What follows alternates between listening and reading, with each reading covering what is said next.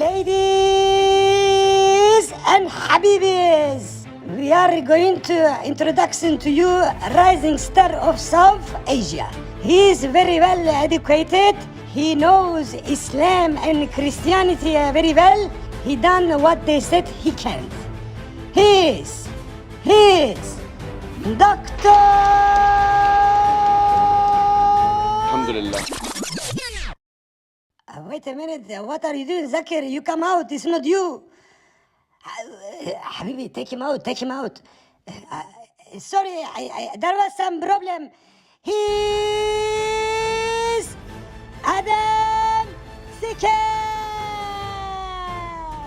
Hello everyone, this is your favorite Murtid. Salamul Masih, peace of Christ be with each and every one of you. I hope you guys are having fun. میرے پیارے دوستوں، مفتی فضل ہمدرد نے ایک بار پھر ایک بہت ہی پیاری ویڈیو ہم سب کو دینے کی کوشش کی ہے، جس میں وہ نون مسلموں کا ریلیشن شپ اسلام کے ساتھ بیان کر رہے ہیں۔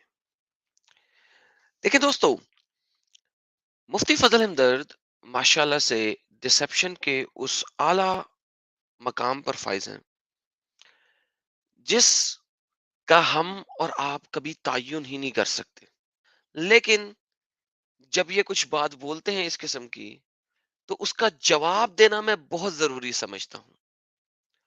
لہذا آج کی اس ویڈیو میں ان کے انہی باتوں کے جوابات پریزنٹ کروں گا۔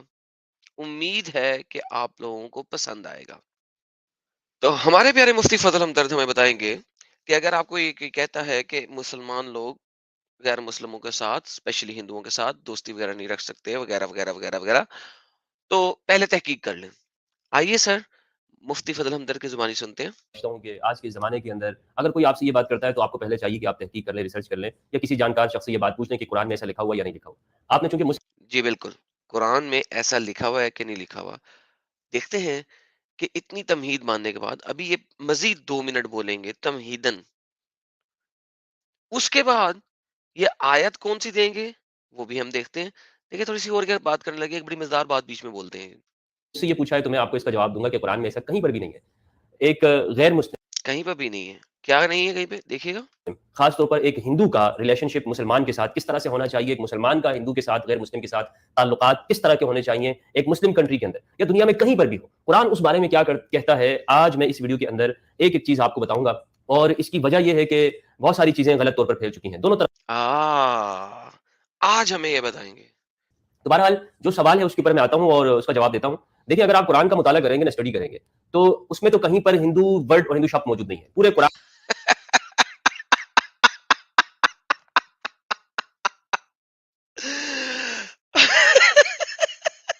I love it.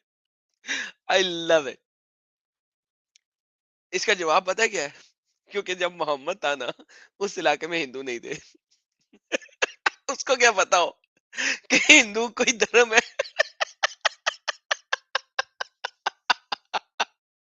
لہذا اس کے اللہ کو بھی نہیں پتا تھا کہ ہندو کوئی دھرم ہے۔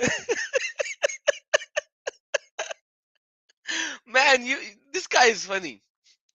ایون دو کہ یہ ڈسپشن کے مکر و فریب کے اعلیٰ درجے پہ فائز ہے، لیکن پھر بھی یہ کچھ ایسی فنی باتیں بیچ میں بول جاتا ہے جو کہ سن کے مجھے ہنسی آتی ہے۔ میں اس کو کہوں گا بھی اور ڈنگر۔ قرآن و حدیث میں ہندوؤں کے بارے میں بات اس وجہ سے نہیں ہے کیونکہ وہاں پہ ہندو تھا نہیں۔ اس لیے تمام لوگوں کو اللہ میاں نے مشرکین کا ورڈ یوز کر دیا ہے، جو کہ جرنل کیٹیگرائزیشن ہے، جو تمہارے جتنے بھی ارلی اسکالرز ہیں وہ یہی بولتے ہیں کہ یہ سب بیچ میں آ جاتے ہیں۔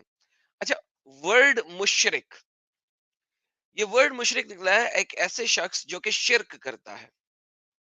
شرک کرنے کا مطلب ہے کہ وہ اللہ کے علاوہ کسی اور کی عبادت کر رہا ہے ایز اے خدا، یا اللہ کے برابری میں کسی کو رکھ رہا ہے، یا وہ کسی بھی خدا کو اپنے دماغ سے بنائے ہوئے خدا کو، بت بنائے ہوئے خدا کو، یا کچھ بھی کوئی عبادت کر رہا۔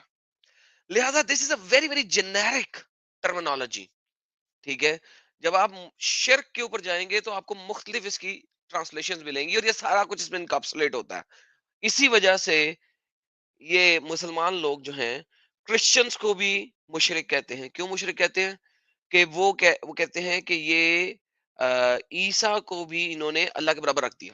اللہ کے برابر رکھ دیا. اللہ کا لفظ تو بائبل میں ہے ہی نہیں. ٹھیک ہے نا.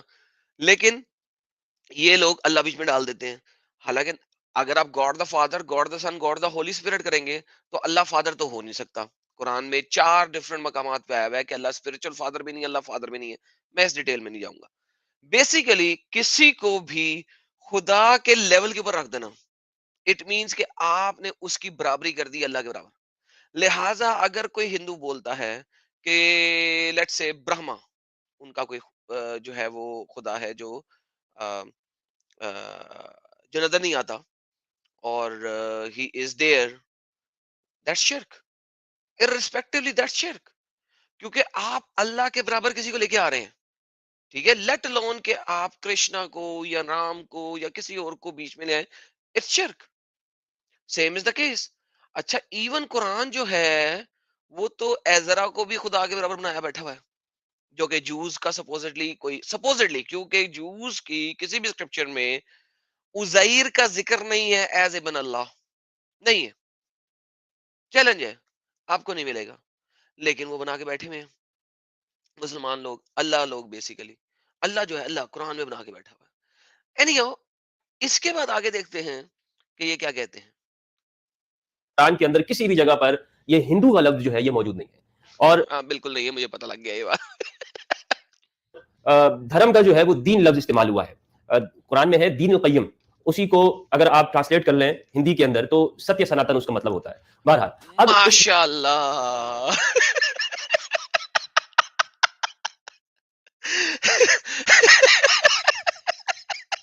لو جی میں آپ کو ایک پریڈکشن دینے لگا ہوں. وہ پریڈکشن یہ ہے کہ فیوچر ان قریب میں مفتی فضل ہمدرد ہمیں بتائیں گے کہ جو ہندوؤں میں یہ جو ستیہ سناتن دھرم ہے یہ بھی اللہ نے بھیجا تھا اور ہندوؤں نے چینج کر دیا تھا. یقین مانو یہ میں نے پریڈکشن کر دیا، یہ ہونے والا ہے. آج نہیں ہوگا، کل ہو جائے گا، اگلے سال ہو جائے گا، ہو جائے گا ود ان فیو ایئرز. یہ بہت پاسبل ہے. میں کہہ دیے تو سمجھو ہو گیا. آگے چلتے ہیں. پر آتے ہیں کہ ایک مسلمان کا غیر مسلم کے ساتھ جو ریلیشن شپ ہے وہ قرآن کیا کہتا ہے کہ کس طرح سے ہو. کیا ایک مسلمان کو قرآن یہ کہتا ہے کہ جو تمہارے ملک کے اندر ہندو رہتے ہیں یا نان مسلم رہتے ہیں تمہیں وہ جہاں بھی ملے تم اس کو مار دو، جب بھی تمہارا دل کرے، جب بھی تمہیں موقع ملتا ہے تم ان کے مندر گرا دو، مورتیاں توڑ دو؟ کیا ایسا قرآن کہتا ہے؟ تو قرآن مجید کے اندر کچھ چیزیں بالکل اصول، آئین اور کانسٹیٹیوشن اور بنیاد کے طور پر بیان کی گئی ہیں. اس کو آپ اس ویڈیو کو میں آپ سے گزارش کروں گا کہ بہت غور کے ساتھ آپ نے اس کو دیکھنا. جی مفتی صاحب میں نے بہت غور کے ساتھ دیکھا، لیکن جیسے ہی آپ نے پہلی آیت بولی ہے نا میں نے ہنسنا شروع کر دیا. کیوں ہنسنا شروع کر دیا؟ کہ نہ صرف یہ کہ میں نے اس آیت کی تفاسیر پڑھی ہیں بلکہ اس آیت کی ٹرانسلیشن. ارے چلیں آپ پہلے آیت دے دیں. ہے اور سمجھنا ہے. پہلی جو چیز ہے اس کو آپ لکھ لیں، سورہ ممتحنہ کی آیت نمبر 8 ہے. فرمایا لا ينهاكم الله عن الذين لم يقاتلوكم في الدين ولم يخرجوكم من دياركم ان تبروهم وتقسطوا اليهم ان الله يحب المقسطين. سورہ ممتحنہ کی آیت نمبر 8 ہے. اللہ رب العزت ارشاد فرماتے ہیں کہ اے مومنو، تمہیں منع نہیں کرتا ہے پروردگار ان لوگوں کیا نہیں کرتا؟ منع نہیں کرتا ہے. یار اگر تم نے 4.5 منٹ 5 منٹ کے بعد ایک آیت بولی ہے، اس کا مطلب ہے یہ آیت تمہارے اس پرپس کے لیے جو تم ہمیں بیان کر رہے ہو اس کے لیے بیسٹ سوٹیبل آیت ہے. قرآن کی 6,500 آیتوں میں سے تم نے ایک آیت نکالی ہے، تو یہ آیت بہت ہی طاقت والی آیت ہونی چاہیے، جو آیت کلیئر ہونی چاہیے کہ تم کتنے اچھے لوگ ہو، اور یہ اللہ کی طرف سے اچھائی ہونی چاہیے. اس آیت کے اندر بہترین لیول کے اوپر اچھائی ہونی چاہیے. اس آیت کی جو ٹرانسلیشن تم نے کر کے دکھائی ہے اسی کو اگر ہم پڑھ لیں، یہ دیکھیں سارے مل کے پڑھتے ہیں، میں ریوائنڈ کیا تھوڑا سا. اللہ does not forbid you from those who do not fight you because of your religion. اس کا کیا مطلب ہے؟ اس کا مطلب ہے کہ یہ حد نہیں ہے. لیٹ می سے اٹ اگین، یہ حدود اللہ میں نہیں آتا. اللہ نے کہا ہے کہ اللہ آپ کو روکتا نہیں ہے ایسا کام کرنے سے. کیسا کام کرنے سے؟ کہ مشرکوں کے ساتھ اور ان سب لوگوں کے ساتھ لڑائی نہ کرو. اللہ اسے روک نہیں رہا. Think again. واپس آتے ہیں. میں آپ کو اس کو اردو میں ترجمہ دکھا دیتا ہوں پہلے، تاکہ آپ لوگوں کو پتہ لگے کہ اللہ کہنا کہ جا رہا ہے کمپلیٹلی. مفتی، جیسا کہ میں نے کہا، مکاری کے اعلیٰ منصب پہ فائز ہیں. اللہ تمہیں نہیں روکتا. نہیں روکتا. کس چیز سے نہیں روکتا؟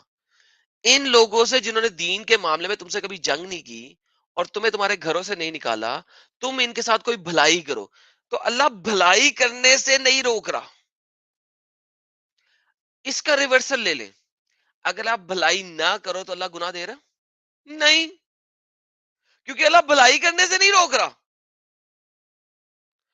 اچھا، اس آیت کو جو ہمارے ارلی اسکالرز ہیں اسلامک، وہ کس طریقے سے بیان کرتے ہیں، اگر ہم سمجھ تو ہمیں تبھی لگے گی، ورنہ تو ہمیں سمجھ نہیں لگ سکتی ہے.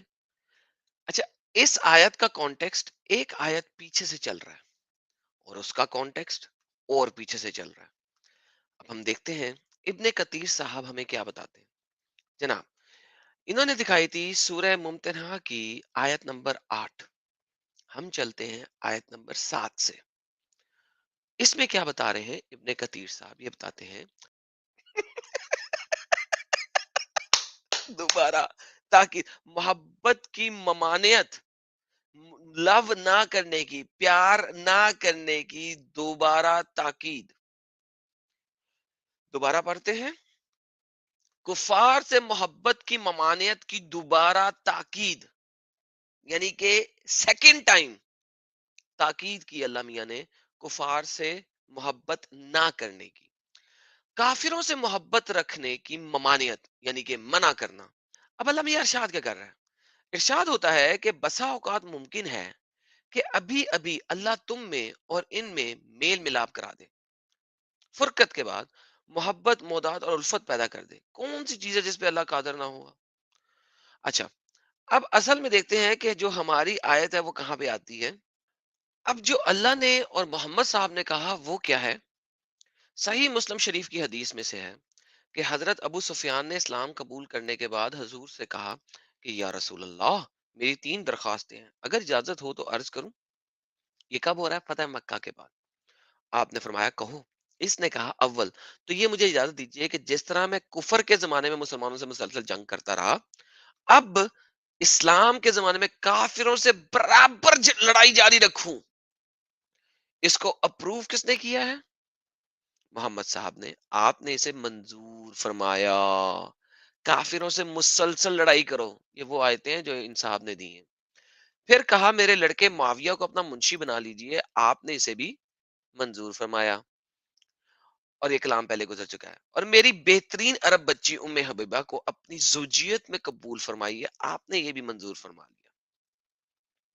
پھر ارشاد ہوتا ہے کہ جن کفار نے تم سے مذہبی لڑائی نہیں کی، نہ تمہیں جلا وطن کیا، جیسے عورتیں اور کمزور لوگ وغیرہ، ان کے ساتھ سلوک و احسان اور عدل و انصاف کرنے سے اللہ تبارک و تعالیٰ تمہیں نہیں روکتا. ہیں؟ میرا خیال تھا کہ کہیں گے اللہ و تبارک و تعالیٰ تمہیں حکم دیتا ہے. نہیں، اللہ و تبارک و تعالیٰ تمہیں نہیں روکتا. یہ آ گئی اب ہماری آیت نمبر 8. حدیث کی روح سے ہم دیکھتے ہیں کہ محمد صاحب نے اجازت دی کفار سے مسلسل لڑائی کرنے کے لیے وداؤٹ اینی کاز. ابھی ہم نے پڑھا. لیکن کس چیز سے اللہ نہیں روکتا؟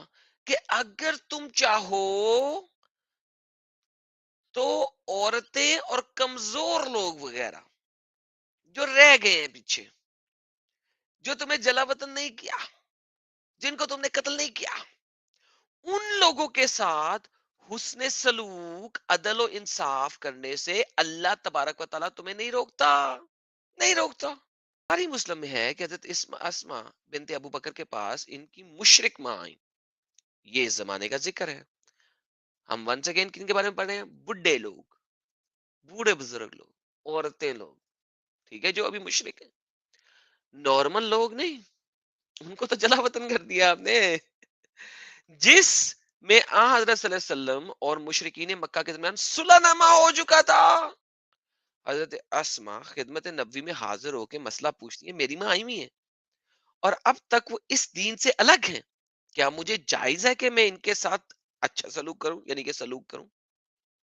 آپ نے فرمایا ہاں جاؤ، ان سے صلہ رحمی کرو. یہ مکہ سے گو اور وغیرہ وغیرہ، گھی پنیر وغیرہ تحفے میں لے کے آئی تھی. لیکن حضرت اسما نے اپنی مشرکہ ماں کو نہ تو اپنے گھر میں آنے دیا، نہ ہی تحفہ ہدیہ قبول کیا. پھر حضور صلی اللہ علیہ وسلم سے دریافت کیا، آپ کی اجازت پہ ہدیہ بھی لیا ہے اور اپنے ہاں ٹھہرایا بھی ہے، ٹھیک ہے، ماں کو. تو اس سے ہمیں ثابت کیا ہوتا ہے جناب، کہ یہ جو آیت انہوں نے دی ہے یہ کتنی مسئلے والی ہے. یہ امام قرطبی ہیں، یہ کیا کہہ رہے ہیں اس آیت کے بارے میں؟ ونس اگین یہ تفسیر پوری نہیں ہے، لہٰذا ہمیں کہاں جانا پڑے گا؟ ایک آیت پیچھے. تو ہم ایک آیت پیچھے جاتے ہیں، 7ویں آیت کو دیکھتے ہیں. ہم وہی 7ویں آیت سے شروع ہوتے ہیں. آیت کہتی ہے اس آیت میں 3 مسئلے ہیں. مسئلہ نمبر 1، اس آیت میں اللہ تعالیٰ کی جانب سے ان لوگوں کے ساتھ صلہ رحمی کی رخصت ہے جو مومنوں سے دشمنی نہیں رکھتے اور ان سے برسرے بیکار نہیں رہتے. ابن زید نے کہا یہ ابتدائے اسلام میں تھا، جب ایک دوسرے کو چھوڑنے اور قتال کے معاملے کو ترک کرنے کا حکم تھا، پھر اسے منسوخ کر دیا گیا. میاں جی ڈسپشن کے عہدے پہ بہترین لیول پہ فائز شخص منسوخ آیات پریزنٹ کرتے ہو، جن آیات کو بعد میں آنے والی آیات نے منسوخ کر دیا ہے.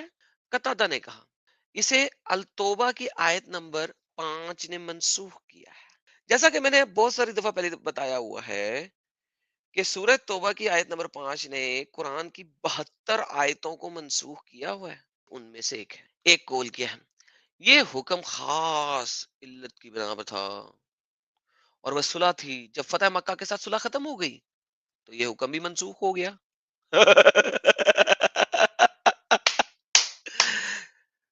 فتح مکہ کے ساتھ صلح ختم، یہ حکم بھی ختم، بائے بائے.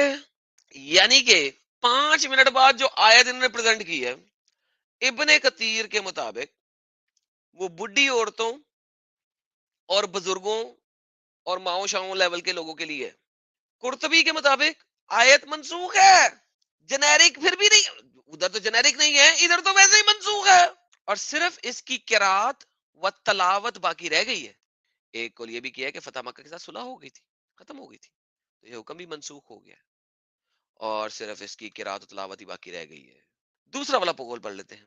اللہ تعالیٰ نے ان کے ساتھ نیکی کا کام دیا تھا. بعض مفسرین نے قول کیا ہے کہ اکثر علماء تعویل نے کہا ہے، علماء تعویل نے کہا ہے کہ یہ آیت محکم ہے. انہوں نے اس واقعے سے استدلال کیا ہے کہ حضرت اسما بنت ابی بکر نے نبی کریم صلی اللہ علیہ وسلم سے سوال کیا کیا وہ اپنی ماں کے ساتھ صلہ رحمی کر سکتی ہیں. یہ وہی حدیث ہے جو ہم نے ابھی ابن کثیر میں پڑھی، ٹھیک ہے. تو بڈھی عورتیں، مائیں، ان کے ساتھ آپ کر سکتے ہیں، اچھی بات ہے کہ آپ کر لیں. تو یہ آیت انہی کے حق میں نازل ہوئی تھی. یہاں پہ کول کیا ہے؟ یہ صرف اسما بنت ابی بکر کے حق میں ہی نازل ہوئی تھی اور کسی کے نہیں. اچھا، عامر بن عبداللہ بن زبیر نے اپنے باپ سے روایت نقل کی ہے کہ حضرت ابو بکر صدیق نے دور جاہلیت میں پانی بیوی قتیلہ کو طلاق دی. یہی حضرت اسما بنت ابی بکر کی والدہ تھی. Okay whatever. اچھا تو حضرت وہی بات ہو گئی، کچھ تحفے لے کے آئی تھی ان کی والدہ، حضرت اسما نے قبول نہیں کیا تھا اور وغیرہ وغیرہ. تو آپ سے خدمت میں ذکر کیا تو اللہ تعالیٰ نے اس آیت کا نظر فرما دیا. اس واقعہ کو دوسرے علماء نے بھی بیان کیا اور ابو طیوسی نے بھی اپنی مسند سے نقل کیا. ٹھیک ہے. مسئلہ نمبر 2، مسئلہ نمبر 2 کیا ہے؟ یعنی وہ افراد جو تم سے جنگ نہیں کرتے، اللہ تعالیٰ ان کے ساتھ صلہ رحمی سے منع نہیں کرتا. ونس اگین منع نہیں کرتا. اگر آپ صلہ رحمی نہ کرو تو وہ بنو خزاعہ کے تھے، انہوں نے نبی کریم صلی اللہ علیہ وسلم سے معاہدہ کیا تھا کہ وہ نہ آپ سے جنگ کریں گے اور نہ ہی آپ کے خلاف کسی کی مدد کریں گے. اللہ تعالیٰ نے ان کے ساتھ نیکی کرے اور وقت مقررہ تک اسے پورا کرنے کا حکم دیا. وقت مقررہ کیا ہے؟ جب تک فتح مکہ نہیں ہے. اوکے. 3، اس سے مراد عدل نہیں، کیونکہ عدل تو قتال کرنے والے اور قتال نہ کرنے والے کے درمیان واجب ہے. یہ ابن عربی کا قول ہے. مسئلہ نمبر 3، قاضی ابو بکر. اب یہ والی کتاب جو ہے مفتی صاحب مانیں گے نہیں، لیکن دیکھیں ذرا یہ کیا کہتے ہیں. اس سے علماء نے استدلال کیا جس پہ اعتماد کیا جاتا تھا کہ مسلمان بچے کا نفقہ کافر باپ پر واجب ہے، کہ اگر کافر باپ کافر ہے، بچے کو آپ کھینچ لائے ہیں، اس کو آپ کے قبضے میں ہے، اب اس کا نان نقفہ دینا ہے باپ نے، واجب ہے. یہ بڑی غلطی اور بھول ہے، کیونکہ کسی چیز کے بارے میں اذان اور کسی شے کے بارے میں نہیں کا نہ ہونا اس کے واجب ہونے پہ دلال نہیں. یہ اندازہ تجھے صرف احبات عطا کر سکتا ہے. ہم بیان کرتے ہیں کہ اسماعیل بن اسحاق راضی کے پاس ایک دمی آیا جو جزیہ دیتا ہے. آپ نے اس کی تکریم کی تو اس کے بارے میں حاضرین نے اس کی گرفت کی تو آپ نے اس آیت کو ان پہ تلاوت کیا. دمی آتا ہے وہ تو جزیہ دے رہا ہے، اس کو تو آپ نے صحیح رکھنا ہی رکھنا ہے، اسے پیسے نہیں لینے ہیں. اینی ہاؤ، یہ تینوں مسئلے ہم نے پڑھ لیے. میں نے کسی چیز کو چھوڑا اس لیے نہیں کہ مفتی فضل ہمدرد جو ہے نا وہ بعد میں یہ نہ کہہ سکے دیکھو مسئلہ نمبر 2 نہیں پڑھے، مسئلہ نمبر 3 نہیں پڑھا، اس کو یہ کوئی ٹینشن نہ ہو. بائی دا وے، مفتی فضل ہمدرد میرے لفظوں کی پروننسیشن کے اوپر ریبٹل ویڈیو بنانے کی بجائے جو میں نے پڑھا ہے اس کے اوپر ریبٹل ویڈیو بنانا. تمہیں پروننسیشن پکڑنی بڑی آتی ہے. فضل ہمدرد صلی اللہ علیہ وسلم کا نوکر ہوں، غلام ہوں، بھکاری ہوں، کتا ہوں ان کے دربار کا، کتا ہوں ان کے دربار کا، کتا ہوں ان کے دربار کا، کتا ہوں ان کے دربار کا. ماشاء اللہ ماشاء اللہ ماشاء اللہ ماشاء اللہ. یار مفتی اتنا ہی کتا ہو گیا میں تو کہ جو محمد صاحب کے اپنے صحابہ کرام اور ان کے قریب قریب رہنے والے لوگوں نے باتیں کی ہیں، تو ان کی انٹرپریٹیشن کو، ان کی تفسیر کو، ان کی ایکسجیٹ کو، ان کی ایکسپلینیشن کو چھوڑ بیٹا. مجھے اندازہ ہے کہ تو بالکل کتا ہو گیا ہے. تجھے ہم جیسے لوگوں نے، اسپیشلی میں نے اتنا ذلیل کر دیا ہے کہ تو مکاری کے اعلی منصب پہ فائز ہو چکا ہے. لیکن یار کوئی ایسی چیز دے نا جس کو ہم پکڑ نہ سکیں، یا ایٹ لیسٹ آسانی سے نہ پکڑ سکیں. کیا خیال ہے مفتی فضل ہمدرد؟ تھوڑا سا آگے مفتی فضل ہمدرد کو دیتے ہیں کہ اور کون سی قرآن کی آیت پریزنٹ کرتے ہیں. 2 ہی آیتیں پریزنٹ کی ہیں انہوں نے، یہ دوسری آیت بھی دیکھ لیں. قرآن میں یہ کہا گیا ہے کہ دھرم کی مکمل آزادی، ایک مسلمان کبھی بھی کسی بھی صورت کے اندر کسی غیر مسلم کو جو اس کے ملک کے اندر رہتا ہوگا اس پر فورس نہیں کر سکتا اس کا دھرم چینج کرنے میں، بالکل نہیں کر سکتا کسی بھی صورت میں. نہ اس کو قرآن اجازت دیتا ہے، نہ اسے اسلام اجازت دیتا ہے، نہ اسے اس ملک کا، اگر اس ملک کے اندر قانون اور آئین ہے تو وہ اس کو اجازت نہیں دے گا. قرآن مجید کے اندر ہے لا اکراہ فی الدین قد تبین الرشد من الغی، کسی کے اوپر بھی فورس کی اجازت نہیں ہے مذہب کے اندر اور دھرم کے اندر. لا اکراہ فی الدین، دین میں کوئی جبر نہیں ہے. قد تبین الرشد من الغی. دوبارہ سنتے ہیں، کس چیز کی اجازت نہیں ہے؟ قرآن کی کون سی آیت دے رہے ہیں؟ تبین الرشد من الغی، کسی کے اوپر بھی فورس کی اجازت نہیں ہے مذہب کے اندر اور دھرم کے اندر. لا اکراہ فی الدین، دین میں کوئی جبر نہیں ہے. قد تبین الرشد من الغی، اچھائی وہ برائی سے الگ الگ ہو گئی ہے. ہر ایک آئے ہائے ہائے ہائے ہائے ہائے ہائے ہائے. مجھے بہت ہی پسند ہے یہ آیت، قرآن کی سورہ بقرہ کی آیت نمبر 256 رٹی ہوئی ہے. تبری سے لے کے قرطبی تک اور ابن کثیر تک ہر کوئی بولتا ہے کہ یہ ایک منسوخ آیت ہے. لے جی، دین میں کوئی جبر نہیں ہے، ہدایت گمراہی سے واضح ہو چکی ہے. تو جو کوئی یار اوکے اوکے، نہیں ہنسنا نہیں یار، بڑے اچھے بھائی ہیں ہمارے مفتی فضل ہمدرد، ڈسپشن کے اعلی منصب پہ فائز شخص ہے یہ، تو ہم ان کو ایسے تو نہیں کہہ سکتے نا. بری بات ایسے نہیں کرنا، ایسے نہیں کرنا جناب. یہ ہمارے پاس آ گیا قرطبی، ٹھیک ہے جی، لا اکراہ فی الدین. اچھا جی، آیت نمبر 256.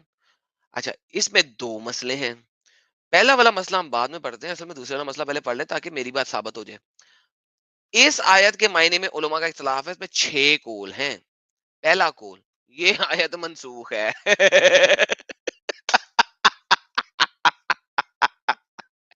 اچھا اب واپس چلتے ہیں، سارے مسئلے پڑھنے ہیں نا، بعد میں یہ فضل ہمدرد ہمیں بولے گا تو نے سارے مسئلے نہیں پڑھے. مسئلہ نمبر 1، اس آیت میں دین سے مراد وہ ہے جس کا اعتقاد رکھا جاتا ہے اور وہ ملت ہے، اس پہ کرنے کے ارشاد ہے وغیرہ وغیرہ، اور اقرا وہ ہے جو ایمان ہے وغیرہ وغیرہ، اس کا محل نہیں ہے وغیرہ وغیرہ وغیرہ. اصل میں تفسیر تو دے دے یار، ابھی تو ٹرانسلیشن دے رہا ہے. اسی طرح حسن اور شبی سے بھی روایت ہے، کہا جاتا ہے وغیرہ وغیرہ، جب آدمی اس شے تک پہنچے جسے وہ پسند کرتا ہے اور قوی اس کی ضد ہے، نحاس سے یہی منقول ہے۔ ابن عطیہ نے ابو الرحمان السلمی سے بیان کیا ہے کہ انہوں نے الرشاد الف کے ساتھ پڑھا تھا، جس سے الرشد را اور شین کے زماں میں بھی مروی ہے۔ کچھ سمجھ لگی؟ کچھ سمجھ لگی ہے آپ کو؟ بہترین، یہ مسئلہ نمبر 1 تھا۔ مسئلہ کیا ہے؟ آیت تو منسوخ ہو گئی، ٹھیک ہے، دوسرا دیکھتے ہیں، 6 مسئلے ہیں نا، 6 مسئلے دوسرا دیکھتے ہیں۔ اور آیت منسوخ کہاں سے ہوئی ہے؟ یہ ہوئی ہے سورہ توبہ کی آیت نمبر 73 سے، کہ اے نبی جہاد کیجئے کافروں اور منافقوں کے ساتھ۔ کافروں اور منافق کون ہے؟ مسلمان۔ منافق کی ڈیفینیشن کیا ہے؟ وہ مسلمان جو صرف منہ سے مسلمان ہے۔ مفتی فضل امداد مجھے پتا ہے منہ سے مسلمان نہیں ہے، وہ ڈسپشن کر رہا ہے، مکر کر رہا ہے، فریب کر رہا ہے، اس نے سب پڑھا ہوا ہے۔ دوسرا مسئلہ، یہ آیت منسوخ نہیں ہے بلا شبہ، یہ اہل الکتاب کے بارے میں نازل ہوئی ہے کہ انہیں اسلام قبول کرنے پہ مجبور نہ کیا جائے جب وہ جزیہ ادا کریں۔ اب یہ صرف اہل کتاب کے لیے، مینز جوز اور کرسچن، ہندو اس میں شامل نہیں ہے، سوری، ان کے لیے آیت ہی نہیں ہے۔ ہیلو، یہ تو صرف جوز اور کرسچن کے لیے ہے، اور وہ بھی تب جب وہ جزیہ ادا کر رہے ہوں، اور وہ لوگ جن پہ زبردستی کی جائے گی وہ بت پرست ہیں۔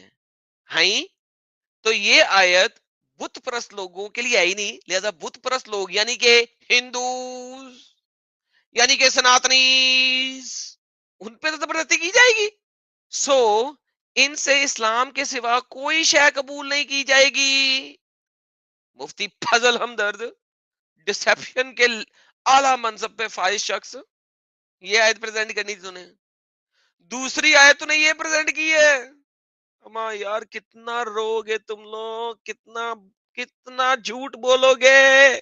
جو ابو داؤد نے حضرت ابن عباس سے روایت کی، انہوں نے فرمایا یہ آیت انصار کے بارے میں نازل ہوئی ہے، صرف انصار کے بارے میں اور نہیں۔ ایک عورت تھی، بس وہ اپنے اوپر لازم کر لیتی تھی اگر اس کا بچہ زندہ رہا تو اسے یہودی بنائے گی۔ بس جب بنو نصیر کو جلا وطن کیا گیا تو ان سے انصار کے بہت سے بچے تھے، تو انہوں نے کہا ہم اپنے بچے نہیں چھوڑیں گے۔ تب اللہ تعالیٰ نے آیت نازل فرما دی، لا اکراہ فی الدین۔ ابو داؤد نے کہا مقاتلہ وہ عورت ہوتی جس کا بچہ زندہ نہ رہتا ہو۔ ہاں، اس میں بھی اسپیسیفک ہو گئے یہودیوں کے بارے میں۔ آگے چلتے ہیں، چھوڑتے ہیں اس کو، سیم چیز ہے، کوئی مسئلہ نہیں ہے، وہی مسئلہ ہے۔ سعدی نے کیا کہا؟ یہ آیت انصار میں سے ایک آدمی کے بارے میں نازل ہوئی ہے۔ ایکسکیوز می، یہ جنیرک ہی نہیں ہے، جنیرک ہی نہیں ہے، کیا کر سکتے ہیں؟ آگے چلتے ہیں۔ پھر اللہ تعالیٰ نے آیت لا اکراہ فی الدین کو منسوخ کر دیا، اور اہل کتاب کے ساتھ بھی لڑائی کرنے کے بارے میں سورہ برات میں ہو گیا، اللہ تعالیٰ نے کہہ دیا۔ اب یہ آیت پھر سے دوبارہ لکھا گیا کہ منسوخ ہو گئی ہوئی ہے، کیا کریں؟ بعد میں منسوخ ہو گئی، ایبروگیٹڈ۔ آگے چلتے ہیں، پانچواں، اور یہ بھی کہا گیا کہ اس کا معنی ہے جو تلوار کے خوف سے اسلام لائے، تم اس سے جبر نہیں کرو، مکر نہ کہو۔ یعنی کہ تلوار کے خوف سے لوگ اسلام لا رہے تھے اس وقت، اگر وہ تلوار کے خوف سے اسلام لائے تو ان کے ساتھ جبر نہیں کرو۔ یہ پانچواں قول ہے۔ چھٹا قول بھی پڑھ لیتے ہیں۔ یہ آیت قیدیوں کے بارے میں نازل ہوئی ہے۔ کس کے بارے میں؟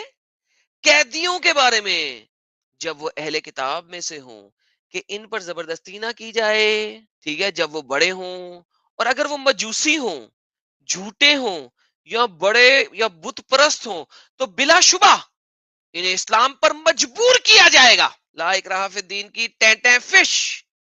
بھائی کہاں سے پڑھتے ہو تم؟ کون سے مفتی ہو بھائی؟ اوکے، نہیں سوری سر، سوری غلطی ہو گئی، ہمارے مفتی صاحب ڈسپشن کے اعلی منصب پہ فائز ہیں، مکر و فریب کے اعلی منصب پہ فائز ہیں۔ آئیں ذرا ابن کثیر دیکھ لیتے ہیں وہ کیا کہتے ہیں۔ لے جی، ابن کثیر آ گیا ہمارے سامنے، لا اکراہ فی الدین۔ آئیے سر، جبر اور دعوت اسلام، ٹھیک ہے، یہاں یہ بیان ہو رہا ہے۔ ابن کثیر لوگوں کو بہت پسند ہے، کسی کو جبرن اسلام میں داخل نہ کر، ٹھیک ہے جی، اسلام کی حقانیت واضح ہو چکی ہے، وغیرہ وغیرہ وغیرہ۔ نیچے پڑھتے ہیں، اصل میں کیا ہے اس آیت کا شان نزول۔ مدینہ کی مشرکہ عورتیں جب انہیں اولاد نہ ہوتی تھی تو نظر مانتی تھی کہ اگر ہمارے ہاں اولاد ہوئی تو ہم اسے یہودی بنا دیں گے، یہودیوں کے سپرد کر دیں گے۔ اسی طرح ان کے بہت سے بچے یہودیوں کے پاس تھے۔ جب یہ مسلمان ہوئے اور اللہ کے دین انصار بنے یہودیوں سے جنگ ہوئی اور ان کی اندرونی سازشوں اور فریب کرنے سے نجات پانے کے لیے سرور رسول نے یہ حکم جاری فرمایا کہ بنی نصیر کے یہودیوں کو جلا وطن کر دیا جائے. کیا کر دیا جائے؟ جلا وطن. اس وقت انصاریوں نے اپنے بچے جو ان کے پاس تھے ان سے طلب کیے تاکہ انہیں اپنے اثر سے مسلمان بنا لیں. اس پر یہ آیت نازل ہوئی کہ زبردستی نہ کرو بچوں کے ساتھ. ایک اور روایت بھی ہے کہ انصار کے قبیلے بنو سالم میں بن عوف کا ایک شخص نامی 2 لڑکے نصرانی تھے، ان کو مسلمان وغیرہ وغیرہ، یہ بھی ہم نے قرطبی میں پڑھ لیا. یہ ہے اس لڑکے کے لیے آئی ہوئی. تو ویسے تو عیسائیت سے ہٹے نہیں تھے، اس پہ آیت اتری اور ممانعت کر دی. once again یہودی نصاری. اور روایت اتنی جاتی کہ نصرانیوں کے قافلہ ملک شام سے تجارت کے لیے آیا، ان کے ہاتھوں میں دونوں لڑکے نصرانی تھے. جب وہ قافلہ جانے لگا وغیرہ وغیرہ وغیرہ وغیرہ وغیرہ وغیرہ. once again وہی والا جو ہم نے پیچھے پڑھ لیا. اس پر آیت نازل ہوئی. اچھا، حضرت عمر کا غلام نصرانی تھا، once again کرسچن تھا. اس پر اسلام پیش کرتے ہوئے انکار کرتا ہے اور آپ کہتے ہیں تیری مرضی، سلام سے جبر سے روکتا ہے. علماء کی ایک بڑی جماعت کا خیال ہے کہ یہ آیت ان اہل کتاب کے حق میں ہے جو فسخ اور تبدیل تورا انجیل سے پہلے دین مسیح اختیار کر چکے تھے. once again اس چیز کو سمجھنے کی کوشش کریں، یہ سینٹنس بھی سمجھنے کی کوشش کریں. اسلام somehow ایک چیز بتاتا ہے کہ محمد صاحب کے آس پاس کچھ ایسے نصرانی لوگ تھے جن کے پاس اصل انجیل تھی، وہ اصل انجیل جو کہ آج تک کسی مسلمان کے پاس بھی نہیں آئی اور کسی کرسچن کے پاس بھی نہیں، وہ وہاں پہ موجود تھی. اس کی کوئی کسی کے پاس نالج نہیں ہے کہ وہ کہاں تھی. یہ اس انجیل کے بارے میں بات کر رہے ہیں. اور اب وہ جزیہ پر رضامند ہو جائیں، اب وہ جزیہ دیں، ٹھیک ہے، لیکن ہر وہ کرسچن جو کہے گا عیسیٰ ابن اللہ ٹیٹے فش فش، اس کے اوپر لا اکراہ فی الدین نہیں ہوتا. بعض اور کہیے گا آیت کتال نے اسے منسوخ کر دیا ہے، سورہ توبہ کی آیت نمبر 5 نے اس کو منسوخ کر دیا ہے. ابن کثیر کہہ رہا ہے، علماء دین کہہ رہے ہیں تمام انسانوں کو اس پاک دین کی دعوت دینا ضروری ہے، کیونکہ انکار کرے تو بے شک مسلمان اسے جہاد کریں گے. اوئے اوئے ہندوؤ عقل کرو. اور تم لوگ مفتی فضل ہمدرد کے چینل پہ جا کے کیا امب بیچ رہے ہوتے ہو؟ کیوں وہاں پہ جا کے ٹین فش والی باتیں لیتے ہو؟ مکاری کے اعلی عہدے پہ فائز ہے وہ شخص. اور یہ کہا جاتا ہے اور جگہ ہے اے نبی کافروں اور منافقوں سے جہاد کر، ان پر سختی کر. آؤچ. کیا کرو؟ کافروں اور منافقوں سے جہاد کرو، ان سے سختی کر. اور جگہ ہے کہ ایمانداروں اپنے آس پاس کے کفار سے جہاد کرو، تم میں وہ گھر جائیں اور یقین رکھو اللہ متقیوں کے ساتھ ہے. یہ قرآن کی 2 آیتیں ہیں. یہ لیجئے جناب، قرآن 9 سورہ 9 سورہ توبہ آیت نمبر 123. اے اہل ایمان جنگ کرو ان کافروں سے جو تم سے قریب ہیں اور وہ تمہارے اندر سختی پائیں، اور جان لو اللہ متقیوں کے ساتھ ہے. تو مفتی فضل ہمدرد انڈیا میں یا پاکستان میں وہ مسلمان جو ان کافروں کے ساتھ رہتے ہیں، جو کفر کیے ہوئے ہیں، جو اللہ اور اس کے رسول کو نہیں مانتے، ان کے ساتھ جہاد کرنے کا تو حکم ہے، لڑائی کرنے کا تو حکم ہے. تمہاری ہی دی ہوئی آیتوں کے نیچے تفسیر میں یہ بات بیان کی جا رہی ہے. اچھا کیا محمد نے کی؟ بالکل، محمد کو ڈائریکٹ آرڈر بھی ہے اسی صورت کی آیت نمبر 73 کے اندر. کیا کہتا ہے؟ یا ایھا النبی، اے نبی جہاد کیجئے کفار اور منافقین سے، ان پر سختی کیجئے، ان کا ٹھکانہ جہنم ہے اور وہ بہت بری جگہ ہے. جیسا کہ میں نے بتایا کہ ابن کثیر نے اپنی تفسیر میں یہ دونوں آیتیں پریزنٹ کی ہیں، حدیث نہیں پریزنٹ کی، آیتیں پریزنٹ کی ہیں. اپنے آس پاس کے کفار سے جہاد کرو ایمان وارو. یہ سورہ توبہ کی آیت نمبر 123. اے نبی، ٹھیک ہے، کافر اور منافقوں سے جہاد کرو، سختی کرو. اب یہ میں نہیں کہہ رہا، ابن کثیر بتا رہے ہیں لا اکراہ فی الدین کے اندر، تفسیر کے اندر. تیرے رب کو ان لوگوں پہ تعجب آتا ہے جو زنجیروں میں جکڑے ہولے جنت کی طرف گھسیٹے جاتے ہیں. یعنی وہ کفار جو میدان جنگ میں قیدی ہو، توق و سلاسل پہن کر یہاں تک لائے جاتے ہیں، پھر وہ اسلام قبول کر لیتے ہیں، ان کا ظاہر باطن اچھا ہو جاتا ہے اور وہ جنت کے لائق بن جاتے ہیں. توق پہنا کے زنجیریں ڈال کے کتوں کی طرح گھسیٹ کے اسلام میں لے کے آؤ، کوئی مسئلہ نہیں ہے، جنت مل گئی ان کو، اللہ کو پسند ہے. یہ سب کچھ دیکھ لینے کے بعد امید ہے آپ لوگوں کو پتہ لگ گیا ہوگا کہ مکر و فریب کے کس اعلیٰ درجے پہ ہمارے مفتی فضل ہمدرد فائز ہیں. اس کے بعد بھی اگر کوئی بندہ مفتی فضل ہمدرد کو انسانیت کا چیمپئن سمجھتا ہے تو میرا خیال ہے اس کی عقل پہ 4 تالے پڑے ہوئے ہیں، 4 سے کم نہیں. ویسے سورہ توبہ میں جاتے ہوئے موت کیوں پڑتی ہے آپ کو؟ ریولیشن کے مطابق آخری صورت ہے نا، ٹھیک ہے، اچھا نہیں نہیں نہیں ایویں بیچ میں مفتی فضل ہمدرد بول دیں گے ایڈم کو پتہ ہی کچھ نہیں، آخری صورت تو سورہ النصر ہے 110۔ اما بھائی آخری سورت سورہ توبہ ہی ہے، سورہ توبہ کا نزول ابھی ختم نہیں ہوا تھا کہ النصر آ گئی تھی، النصر کے بعد بھی سورہ توبہ کی آیتیں آئی تھی۔ تو میرے پیارے مفتی، میں جو بولتا ہوں بیکڈ اپ ود ایویڈنس بولتا ہوں، ٹینشن نہیں لینے کا۔ ڈسپشن کے اعلی منصب پہ فائز شخص، تھینک یو بہن اور بھائیو، آپ نے میری اس ویڈیو پہ اپنا ٹائم لگایا، امید ہے کہ آپ لوگوں کو پسند آئی ہوگی۔ پھر ملیں گے بریک کے بعد۔ یشوع اکبر العظیم۔